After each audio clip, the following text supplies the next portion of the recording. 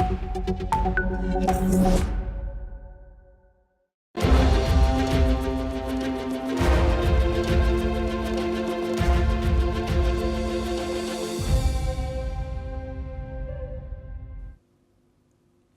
and welcome viewers. You're watching a NewsX World Special Bulletin called the Africa Brief. And here are the headlines. French President Emmanuel Macron, Germany's Friedrich Merz and Kenya's William Ruto are among dozens of European Union and African leaders expected in Luanda amid a US-European rift over Washington's plan to end the Ukraine conflict. Talks with African nations will center on trade, migration and critical raw materials. Coup-prone Guinea-Bissau headed to polls in presidential and legislative elections with President Umaro Sissoco Embolo in a tight contest to become the first leader in 3 decades to win a second consecutive term in the West African nation. He's up against 11 other candidates, the strongest of them relative political newcomer Fernando Dias, who has the backing of the party that led the fight for independence from Portugal in the 1960s and 70s. US Secretary of State Marco Rubio has hailed the tremendous progress made in talks with Ukrainian counterpart in Geneva, and the US and Ukraine put forward an updated proposal for peace between Ukraine and Russia.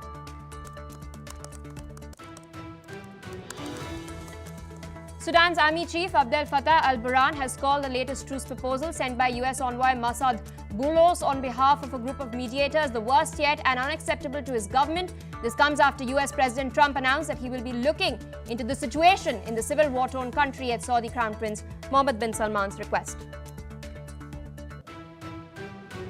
French President Emmanuel Macron met with his counterpart Brice Oligui Nguema from Gabon in Libreville. The two leaders reaffirmed their commitment to a reinvented partnership following bilateral talks.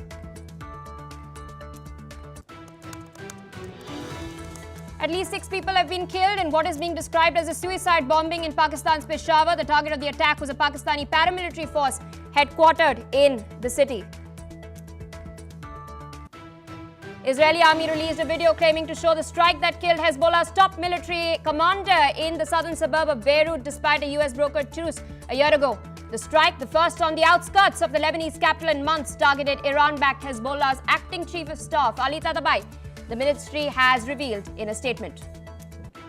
More than 11,000 people in 7 Malaysian states have been affected by flooding caused by torrential rain. A report from the National Disaster Management Agency has shown that 3,839 families have been affected by flooding as of 6 a.m. local time. Well, viewers, those were the headlines, and here is our top focus. The Christian Association of Nigeria has confirmed at least 50 children, part of the 300 abducted from St. Mary's Catholic School in the Niger state, have escaped their captors. The mass kidnapping is one of the largest in Nigeria's recent history, following a string of abductions across the country. The raids on St. Mary's was preceded by kidnappings in Kebbi and Kwara states, where gunmen took 25 girls and 38 worshippers respectively. President Bola Tinubu has announced that 51 children from the school have now been rescued, although many, including 25 girls from Kebbi, remain missing. The recent wave of abductions has raised alarms about growing insecurity in Nigeria, with armed gangs targeting schools for ransom. Pope Leo XIV and US President Donald Trump have condemned the kidnappings, while Aisha Yusufu of the Bring Back Our Girls movement has criticized the government's failure to curb this particular crisis. With us on the broadcast is Ambassador Mahesh Sachdev, former Indian ambassador to Nigeria. Thank you so much for taking our time and speaking to us on NewsX World. Yet another case of school children being kidnapped, being held for ransom, but fortunately they've managed to escape in this particular scenario. What does this really reveal about the security apparatus of Nigeria? Trump recently has been slinging pot shots. It's being denied by the Tinubu government that does maintain that it has a situation under control. But do instances like this really reveal what's happening on the ground?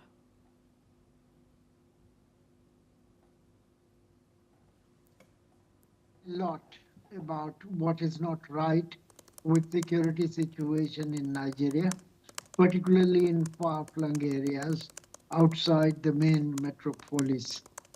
I think at the same time it needs to be said that the violence is more directed act as a criminal activity for ransom than for religion's sake. I should add here that it's not unusual for Nigeria to see a spike in kidnappings just before Christmas, as the kidnappers then want to get hefty ransoms, which enables them to buy gifts for themselves and for their near and dear. So it's a love of the lucre, and I think the authorities should have been well aware of this practice. Uh, uh, be as it may, the incident is, I need to correct what you have described.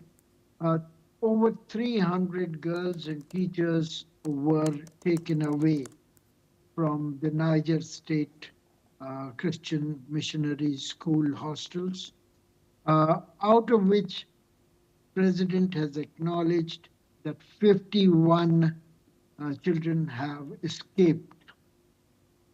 He calls it having been rescued. One perhaps is being elastic with the truth somewhere.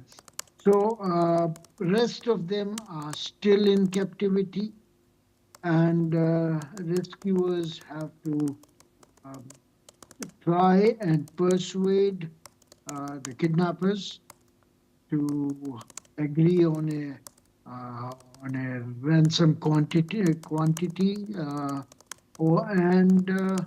or attempt a military rescue attempt, which could be frightfully expensive in terms of human lives.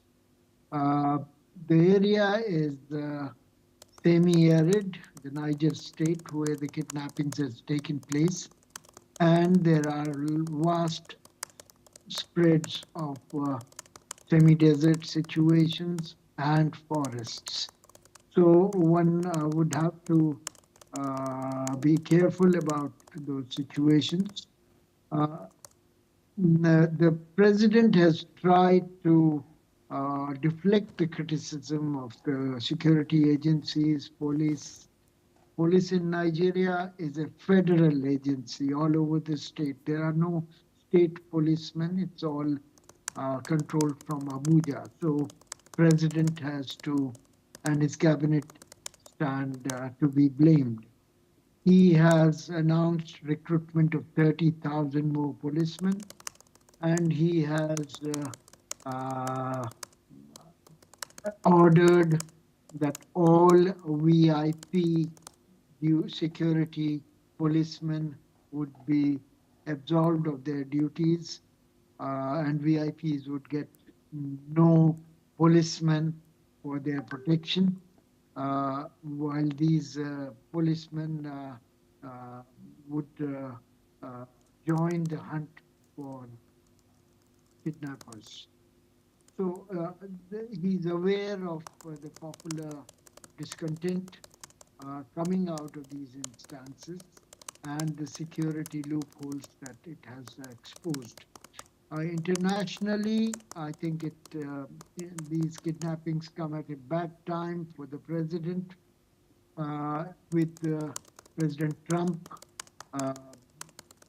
trying to, as you mentioned, find faults with Nigerian security system, which allows Christians to be killed and persecuted.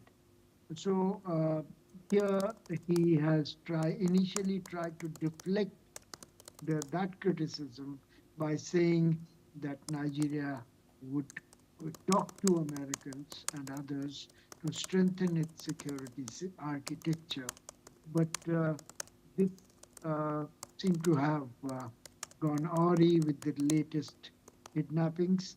Perhaps they were on purpose, done on the Christians so as to give further poignancy to what President Trump has been saying.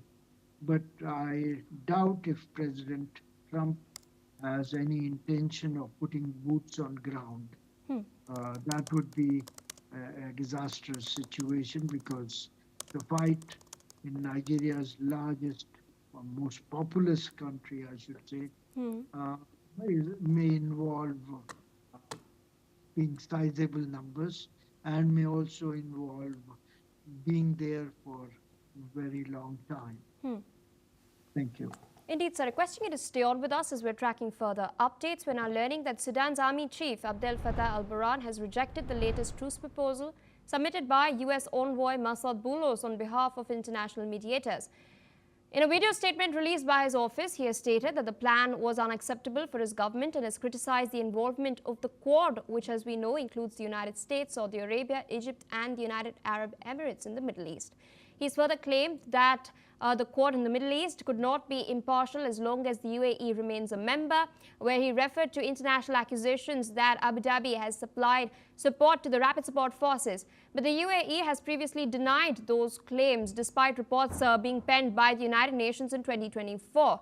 Additionally, al-Burhan has noted that the proposal would reduce the role of the armed forces and security agencies while allowing the RSF to retain their current positions. The RSF, however, has reportedly agreed to the truce offer earlier. The army chief's remarks come days after US President Donald Trump stated that he would work to end the war, following a request from the Saudi Crown Prince. Burhan has expressed appreciation for this initiative and stated that he welcomes efforts aimed at a genuine settlement. The Sudanese army chief has been repeatedly urging mediators to adopt an agreement which will ensure that the RSF fully withdraws from areas they are currently controlling and move to designated locations. As of the situation on the ground, the Sudanese army faces immense pressure and has lost its last major stronghold in Darfur last month. The army now controls the country's north, east, and central regions, including Khartoum, while the RSF holds most of the west and parts of southern Kordofan. Still with us on the broadcast is Ambassador Mahesh Sachdev.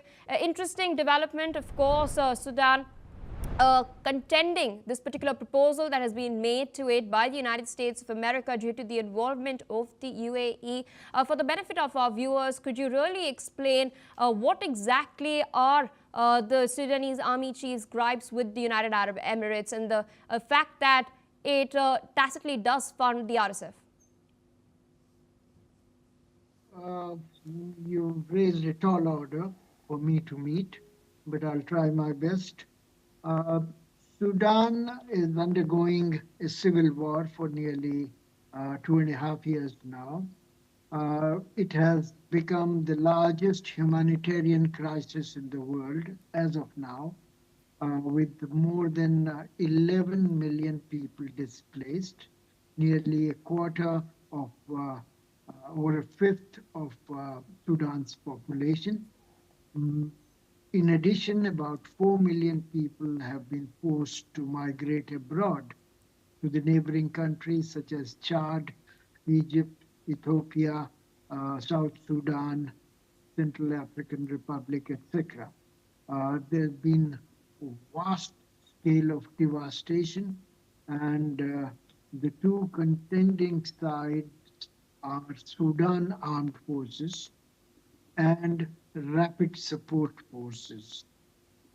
These were partners in overthrowing the last president, al-Bashir, but then fell off with each other when a provisional constitution wanted RSF to be merged with the SAF. The two sides began fighting with each other, and they have been since February 2023, and they have been at each other's throat. The battle lines have shifted considerably, but they seem to have currently coagulated around the way you described it. SAF controlling east, north, and center of Nigeria, of Sudan, while the RSF being predominant in Darfur region in to the west, and with its partners in Kordofan region in the south.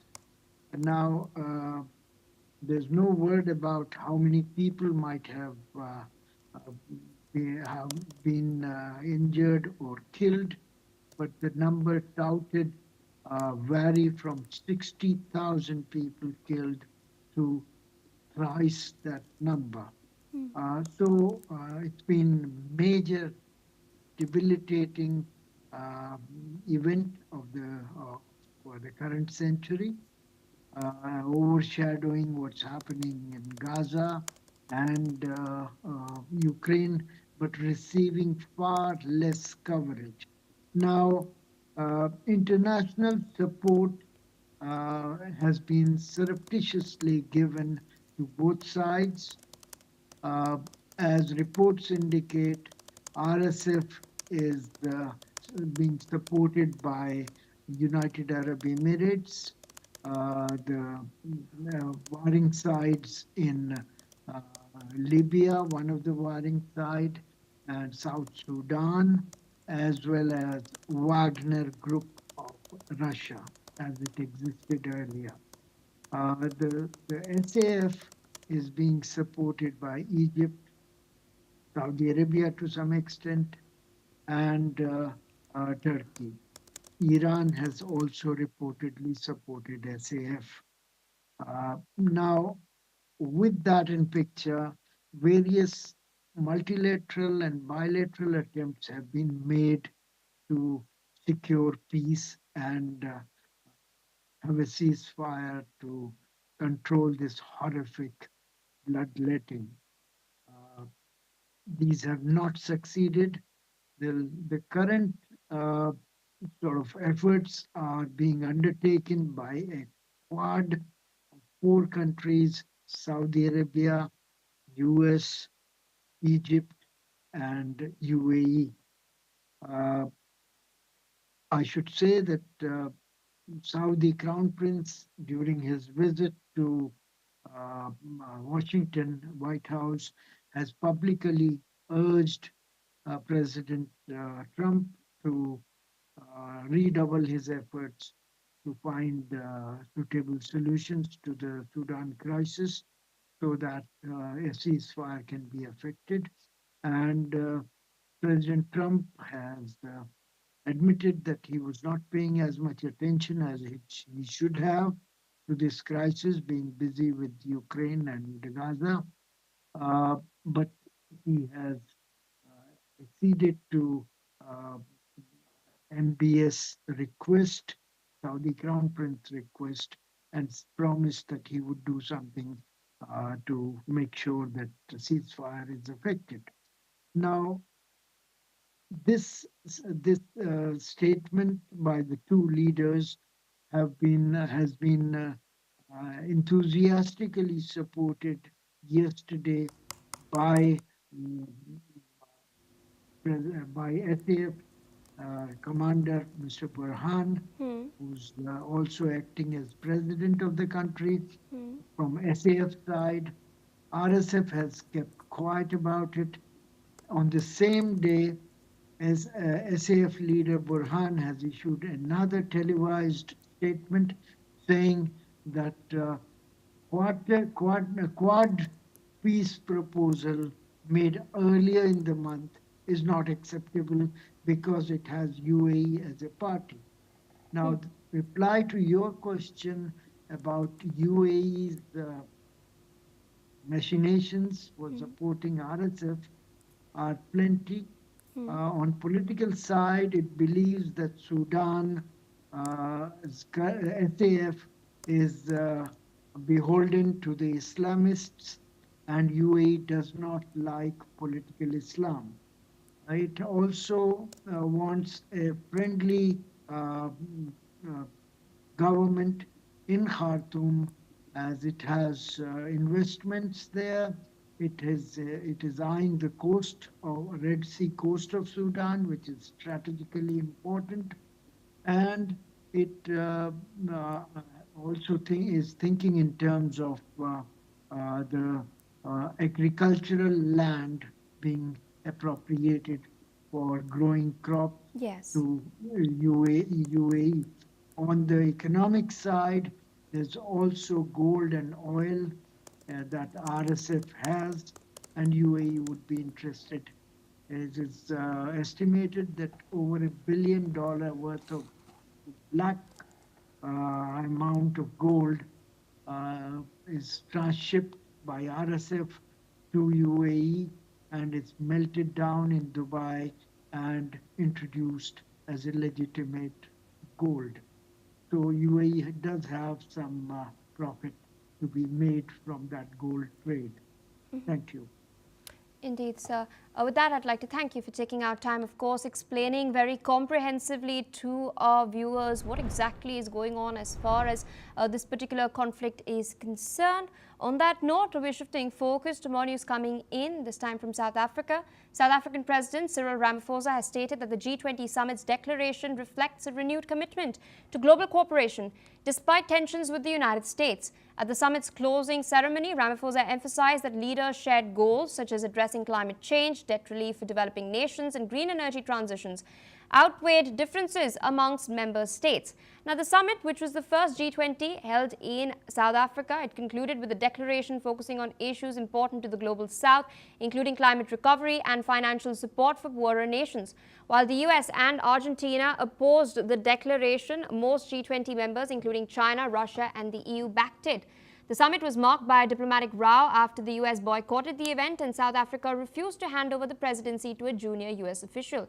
Despite this, Ramaphosa has reaffirmed that the G20's purpose is to address global challenges through multilateral cooperation. Brazilian President Lula da Silva has meanwhile also praised the summit's outcomes, highlighting the importance of a continued multilateral engagement. This is the latest that we are tracking on the broadcast as far as the G20 summit is concerned. We in fact heard that soundbite yesterday as well of Cyril Ramaphosa, where he had stated that with the gavel he'll be closing the ceremony. It will be handed over to the United States of America, although the formal handing over did not really take place. The ceremony for the first time ever has broken protocol. This is something unprecedented. That people did not really anticipate would happen, but Trump, of course, did not turn up. Neither did he depute anyone in his position. Many people were expecting Marco Rubio to at least be deputed. That did not happen either. The US administration, of course, has its own reasons and its own gripes with South Africa, whether it is South Africa's case against Israel at the International Criminal Court or even South Africa being a part of BRICS. We're expecting the handover to take place next week. In more news, European and African leaders, including France's Emmanuel Macron, Germany's Friedrich Merz, and Kenya's William Ruto, have gathered in Luanda for the 7th EU-African Union Summit. Talks will center on trade, migration, and critical raw materials, but EU leaders are also seeking to push back against a US draft to end the war in Ukraine, which many see as favoring Moscow. The summit comes as Africa emerges as a diplomatic and economic battleground, with China, Russia, and the US, as well as Gulf states, competing for influence. The EU hopes to showcase investments in infrastructure, energy, and industrial projects, including the Lobito Corridor in Angola under its Global Gateway initiative, while also seeking to secure critical minerals and boost intra-African trade. Experts stress that success depends on delivering real locals' benefits and not just visibility or promises. French President Emmanuel Macron has stated that he believes in a reinvented partnership during a press conference in Gabon alongside President Brice Oligui Nguema. Macron's visit focuses on strengthening and renewing relations between the two countries, coming 2 years after the coup that ended the Bongo family's 55-year rule. This trip marks a continued French effort to reset ties in Central Africa, where political transitions have challenged traditional alliances and sparked debates over France's role in the region. Listen in to what the leaders have had to say. Je crois dans un partenariat réinventé et en effet dans une relation qui soit respectueuse, où nous devons être exemplaires les uns et les autres et où les situations doivent amener à des partenariats gagnant-gagnant. Je soutiens totalement ce que le président de la République vient de dire, c'est-à-dire que l'Afrique ne peut plus être un continent de simple extraction des ressources. On doit réussir à construire des nouveaux modèles, mais ce qui suppose des investissements énergétiques, des transformations de pratiques, mais où on valorise, où on transforme ces ressources de manière accrue. Et donc nous accompagnons ce partenariat gagnant-gagnant, respectueux des intérêts de chacun. Nous faisons sur un chemin critique qui doit être aussi cohérent et compétitif. Mon gouvernement a hérité d'une dette abyssale. fruit d'une gestion irresponsable et opaque. Tout cela orchestré par Ali Bongo Ondimba, son épouse Sylvia et son fils Noureddin, aujourd'hui en fuite à Londres et refusant de se présenter devant les tribunaux de notre pays. Nous comptons sur la coopération judiciaire entre nos deux États pour que les décisions de justice soient exécutées et que les avoirs détournés soient restitués au peuple gabonais. On that note, viewers, it's a wrap on the Africa Brief. We will continue to track all of these updates very, very closely. But in the meantime, we're dipping into a quick short break.